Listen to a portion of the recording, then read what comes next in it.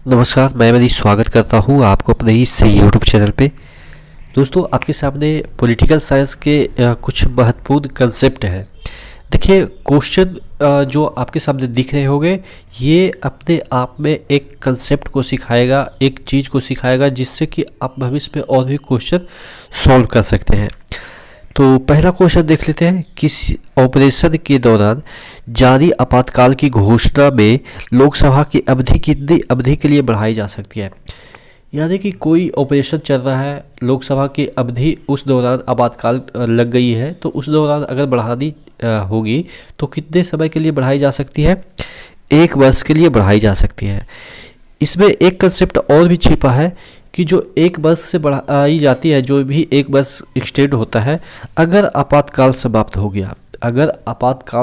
गया, तो जो लोकसभा की अवधि जो बढ़ाई गई है वो 6 माह से ज़्यादा नहीं हो सकती है। मतलब ये कि अगर सपोज 20 दिन के बाद, या आप कह सकते हैं कि 20 दिन नहीं, अगर आज समाप्त हुआ, जो आपातकाल है वो आज समाप्त हुआ और 10 दिन पहले ही आपके लोकसभा का जो कार्यकाल है वो बढ़ाया गया था 1 साल के लिए, तो आप कहेंगे कि 1 साल से कम, मतलब कि 10 दिन कब तक बढ़ेगा? 1 साल तक तो नहीं। जब आपातकाल ख़त्म हो गया उससे 6 महीना से ज़्यादा तक आपका जो लोकसभा का जो एक्सटेंशन है वो नहीं हो सकता है। तो देखिए, दोनों चीज़ आपको याद करना है। मैक्सिमम 1 साल तक बढ़ाई जा सकती है, लेकिन आपातकाल से 6 महीने से ज़्यादा नहीं बढ़ाई जा सकती है। ठीक है, तो दोनों कंसेप्ट आपको ध्यान रखनी है। अगला देख लेते हैं। भारतीय संविधान के अनुच्छेद 14 में प्रयुक्त कानून में समानता का वाक्यांश कहाँ से लिया गया है? यानी कि जो हमारा अनुच्छेद 14 कहता है कि हम कानून के समक्ष समान है, तो ये जो प्रोविज़न है वो कहाँ से ली गई है?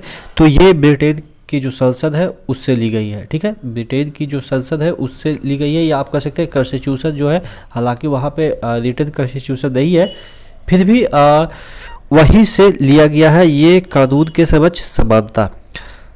अगला देख लेते हैं, विनियोग विधेयक क्या होता है? देखिए, अनुच्छेद 14 में 114 की बात करें तो ये विनियोग विधेयक की बात करता है। अब विनियोग मतलब क्या होता है? देखिए, योग क्या चीज़ का होता है? पैसे का होता है। तो इस तरह से समझिए कि ये पैसे से रिलेटेड कुछ चीज़ें हैं। अगर संचित निधि से पैसा निकालना है भारत सरकार को या संसद को, ठीक है, संसद ही निकालती है, तो अगर सरकार को संचित निधि से पैसा निकालना है तो एक विधेयक के थ्रू वो निकालेंगे। ऐसा नहीं है कि मतलब कि बैग लेके गए और झोला भर के लेके चल आए। ठीक है, ऐसा नहीं है।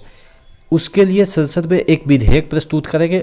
जब वो विधेयक पारित हो जाएगा तो उस विधेयक के थ्रू वो पैसा निकाल सकते हैं संसद से, या संचित निधि से तभी निकाल सकते हैं जब विनियोग विधेयक पारित हो जाता है। यानी कि जो विधेयक संसद में रखा जाता है और वो पारित हो जाता है पैसे निकालने के लिए संचित निधि से, उसी विधेयक को क्या कहते हैं?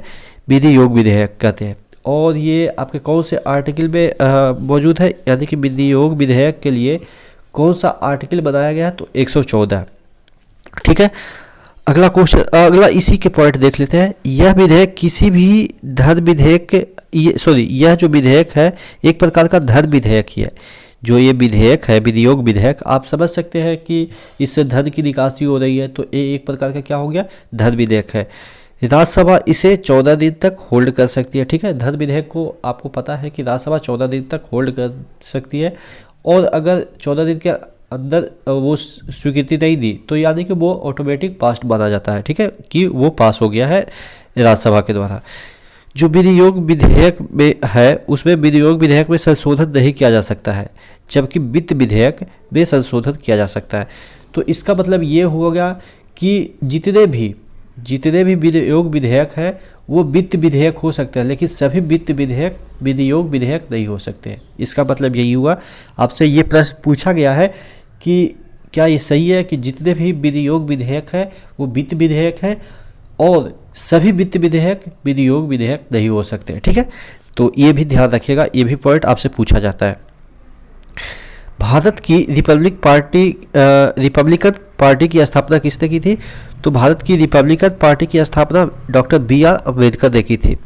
राज्य शब्द किसने दिया था? राज्य शब्द जो है वो मैकियावेली ने दिया था, ठीक है। राज्य शब्द किसने दिया था? मैकियावेली ने। किसके अनुसार संसदीय व्यवस्था एक कैबिनेट व्यवस्था है? क्योंकि इसमें शक्ति का केंद्र बिंदु कैबिनेट होता है।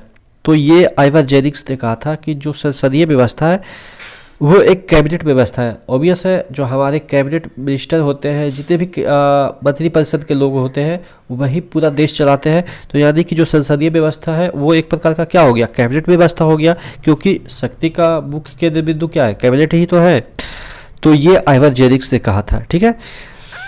अब देख लेते हैं, मंत्री की दोहरी सदस्यता होती है, इसका तात्पर्य क्या होता है? एक मंत्री होता है, उसकी दोहरी सदस्यता होती है, इसका तात्पर्य ये हुआ कि जो मंत्री होते हैं वो विधायिका में भी होते हैं और कार्यपालिका में भी होते हैं, ठीक है। विधायिका कानून बनाती है और कार्यपालिका उस कानून को लागू करती है, ठीक है। इस तरह से भी आपको पता है कि विधायिका मतलब क्या होता है और कार्यपालिका मतलब क्या होता है, ठीक है। तो जो हमारे मंत्री महोदय होते हैं उनकी दोहरी सदस्यता होती है। इस दोहरी सदस्यता का मतलब कि ये विधायिका में भी होते हैं और कार्यपालिका में भी होते हैं। और आपके कार्यपालिका में राष्ट्रपति और ये आपके मंत्रिपरिषद होते हैं, ठीक है, ठीक है। अब और जो आपके मंत्रिपरिषद में प्रधानमंत्री भी हो जाते हैं, तो उसके लिए अलग से हम वर्ड यूज नहीं करेंगे कि प्रधानमंत्री भी कार्यपालिका के हिस्सा है, ठीक है। अगला देख लेते हैं, भारतीय संसदीय लोकतंत्र अमेरिकी लोकतंत्र से किस मामले में विशेष है? 4 ऑप्शन दे रखे हैं। भारतीय लोकतंत्र अस्थायित्व है अमेरिका की तुलना में। दूसरा ऑप्शन है भारतीय लोकतंत्र उत्तरदायित्व ज़्यादा है अमेरिका की तुलना में। तीसरा ऑप्शन है भारतीय लोकतंत्र कम अस्थायित्व है अमेरिका की तुलना में। और चौथा ऑप्शन है नन। तो जो आपका ऑप्शन सेकंड है, भारतीय लोकतंत्र उत्तरदायित्व ज़्यादा है अमेरिका की तुलना में। तो देखिए इस क्वेश्चन का मतलब क्या है और ये ऑप्शन का मतलब क्या है। तो देखिए, सबसे पहले अस्थायित्व और उत्तरदायित्व जो वर्ड है उसको समझने की कोशिश करते हैं।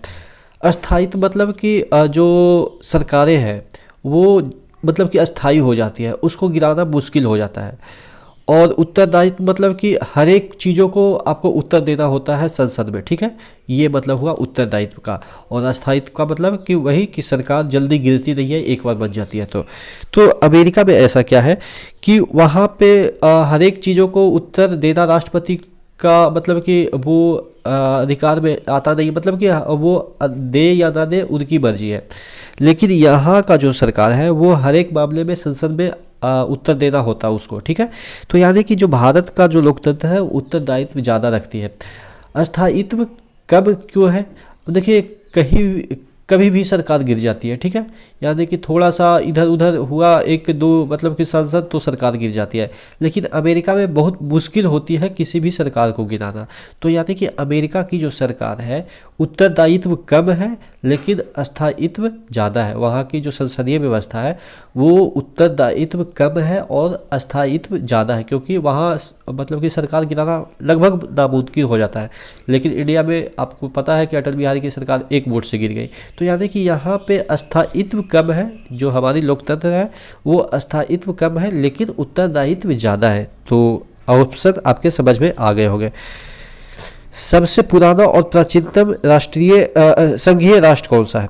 जो संघीय राष्ट्र की मैं बात करता हूँ या अब पॉलिटिकल साइंस में संघीय राष्ट्र की बात होती है, तो संघीय राष्ट्र का मतलब आपको पता है कि जो सत्ता है वो केंद्र और स्टेट में बटा हुआ है, ठीक है। तो सबसे प्राचीनतम अगर संघीय राष्ट्र की बात करें तो अमेरिका है। देखिए, ये 1787 में ही ये संघवाद को अपना लिया था।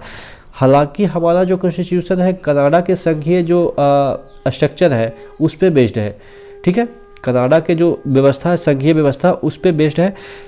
इसीलिए आपको यहाँ पे कन्फ्यूजन हो सकती है कि जो अगर हमसे पूछा जाए कि सबसे पुराना और प्राचीनतम संघीय राष्ट्र कौन सा है तो कनाडा टिक मारेंगे, लेकिन कनाडा नहीं है, अमेरिका है। आपको भी पता है कि वहाँ पे जो मतलब कि जो कॉन्स्टिट्यूशन है वो पहले लागू हुआ था, यानी कि दुनिया का सबसे पहला कॉन्स्टिट्यूशन उसी ने दिया था, ठीक है। रिटन की बात करें तो तो इसका आंसर क्या होगा? अमेरिका। लेकिन अगर बात करें कि हमारा कॉन्स्टिट्यूशन किस संघीय देश पे आधारित है, तो कनाडा। कनाडा का जिस तरह का व्यवस्था है उसी तरह का व्यवस्था हमारे कॉन्स्टिट्यूशन में है। संघीय तो अमेरिका भी है, लेकिन वहाँ का जिस तरह का संघ है उस तरह का स्ट्रक्चर हमारे संविधान में नहीं है। ठीक है, तो आशा करते हैं आज जो क्वेश्चन मैंने आपको कराए आपको याद हो गए होंगे। इसी तरह से बने रहिए चैनल के साथ। नेक्स्ट वीडियो में मिलते हैं, तब तक के लिए धन्यवाद।